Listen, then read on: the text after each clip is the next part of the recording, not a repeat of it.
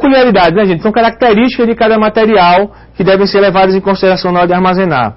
Se o material é perigoso, ou seja, se tem a característica da periculosidade, não é? Normalmente ele é armazenado em um local em que seja difícil acesso, em que não tenha muita circulação de pessoas. Ah, professor, se for um material que tem uma rotatividade muito grande, não importa. Nesse momento estamos falando da segurança das pessoas.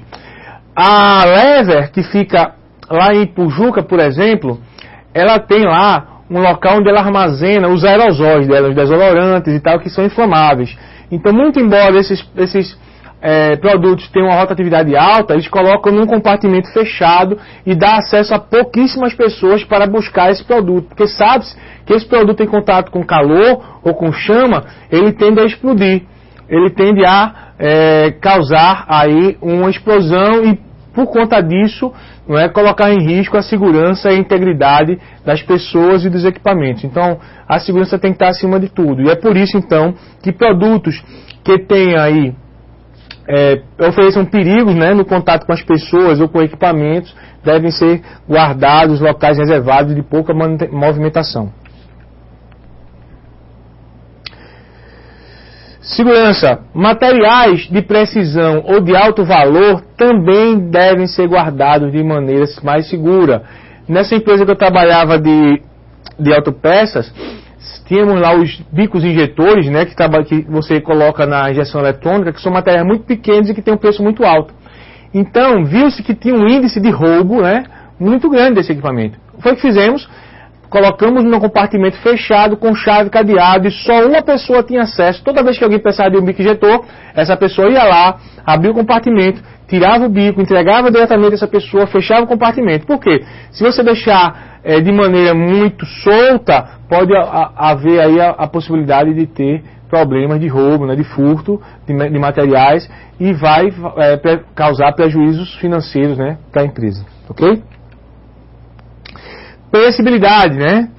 Materiais cujo tempo de armazenagem é limitado por estarem sujeitos à deterioração. Falamos já sobre isso, né? Que o material tem que ter aí um monitoramento constante com relação os prazos de validade deles, de modo com que eles não venham a vencer dentro dos nossos armazéns. E aí eu tenho os custos associados aos estoques, que é quando, nesse caso aí, é quando eu tenho estoques insuficientes nas empresas, né? Então gera alguns custos, que são perdas e descontos, nós já falamos sobre isso inclusive, né?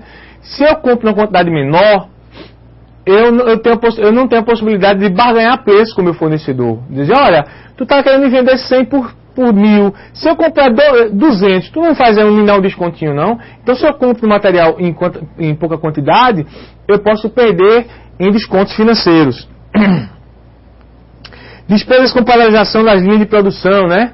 Faltou estoque, a minha linha parou, e aí eu vou ter todo um pessoal que eu estou pagando hora, todo o material que estava lá para ser pronto, né? O meu cliente que espera o material, e aí eu tenho essas despesas. Estou falando isso rapidamente porque a gente já falou sobre isso em aulas anteriores. Despesa com aumento de emissão de autorizações de fornecimento, ou seja, se eu compro de pouquinho em pouquinho, eu tenho que comprar vários pedidos. Então, o custo de um pedido, o pedido é um custo para mim. Perda com o lucro de produtos não vendidos. Né? Se faltou estoque, eu deixei de vender, eu deixei de lucrar. Então, eu tenho perda com relação a isso. Perdas associadas à insatisfação dos clientes. Não é isso? Se o cliente deixou de receber, vai ficar insatisfeito com a gente, e essa é a pior perda possível. É você ter um cliente insatisfeito. E aqui eu tenho custos associados aos estoques elevados. Ou seja, quando eu tenho estoque demais, quais são os custos? Perdas por obsolescência, né? Meu estoque vai ficar obsoleto e eu vou perder. Despesas por maior volume transportado ou movimentado. Se eu precisava transportar isso todo dia, eu vou pagar um frete maior, né? Vou ter que movimentar uma quantidade maior, isso vai me ter um custo maior desnecessário. Perda por ocupação de espaço desnecessário, já falamos sobre isso, né? Se eu tiver um estoque elevado, eu tenho que ter mais local para colocar, então eu vou ter que ter um custo maior. Despesas desnecessárias com o pessoal. Se eu tenho um estoque maior, eu preciso de mais gente para controlar, para movimentar, então eu preciso ter uma despesa maior. Despesa desnecessária com seguro, né, gente? O seguro é função de quanto a gente tem em estoque. Então, se eu tenho um estoque maior, eu pago mais seguro. E aqui está a resposta às perguntas de vocês. Não, a resposta à pergunta que eu fiz, na verdade, né? O custo de aquisição, gente. Uma pessoa aí chegou perto. Custo de aquisição não é por quanto eu compro aquele determinado produto, e sim o custo de toda a estrutura que eu tenho que ter para poder pedir aquele produto. Algumas empresas grandes têm um setor só de compras, não é? Que tem ali o comprador, que tem que ter um computador na internet, que tem que ter fax, que tem que ter um auxiliar para ajudar ele, que tem um ar-condicionado, que tem um salário, que tem encargos, não é? Então, o custo para se ter um setor de compras, ou o custo que eu tenho que ter para buscar um produto do meu fornecedor, por exemplo, tudo isso entra no meu custo de aquisição. Então, veja que esse custo de aquisição, ele normalmente é dado em função de quanto custa para mim fazer um pedido. Então, quanto mais pedidos eu fizer, maior será o meu custo de aquisição.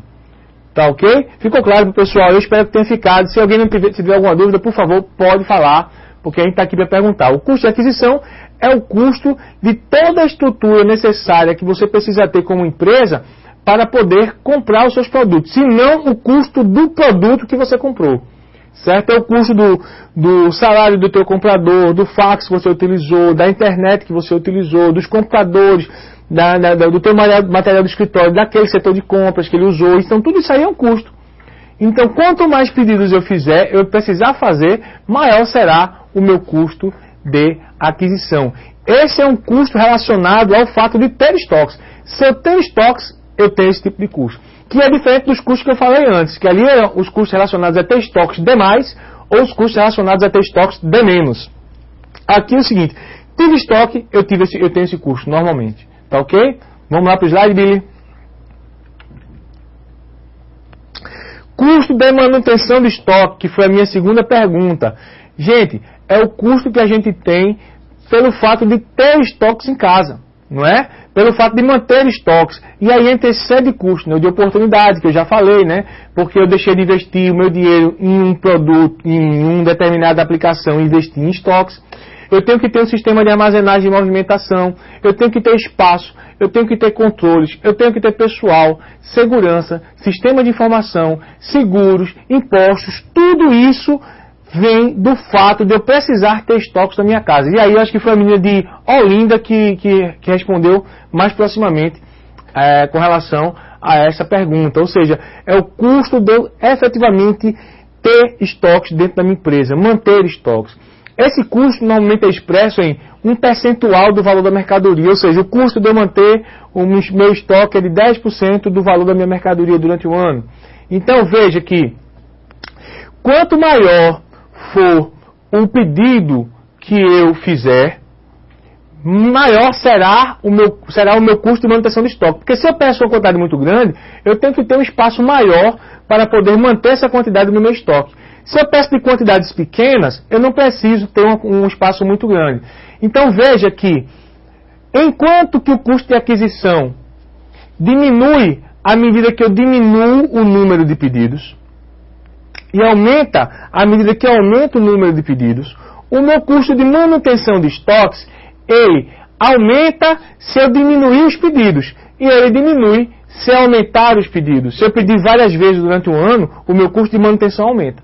Se eu pedir pouquíssimas vezes durante o ano, o meu custo de manutenção aumenta. Por quê? E se eu pedir de poucas vezes, ele diminui. Por quê? Porque o meu estoque médio, ou seja, normalmente o estoque que eu vou ter dentro do meu armazém vai ser menor, uma vez que eu tenho vários ressuprimentos durante um determinado período. Vocês veem que são custos antagônicos, né? Enquanto um aumenta em função da quantidade comprada, o outro diminui também em função dessa mesma quantidade comprada, né? Ok? Vamos voltar para o slide, Billy.